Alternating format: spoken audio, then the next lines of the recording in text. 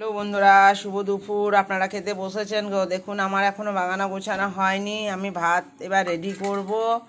দেখো, আর ভালো একটা সবজিগুলো দেখিয়ে নিই, একটু দেরি করে খাবো। আমাদের তো আজকে পুজো, সেই জন্যে। তো দেখো, এটা করেছি আমি লাউ দিয়ে একটু ডাল করেছি, অল্প ডাল করেছি, লাউ দিয়ে অল্প ডাল করেছি।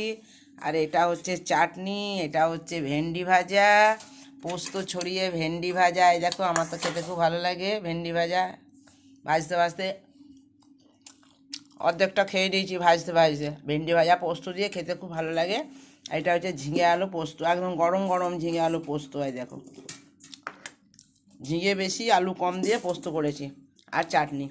এটাই হলো আজকে আমার ছোট্ট হিসেলের ছোট্ট মেনু। এখন পাঠা বলি হচ্ছে, পাঠা বলি আমি দেখতে পারি না, তবুও একটু যাব, আড়াল করে দেখব। এখানেই রাখলাম।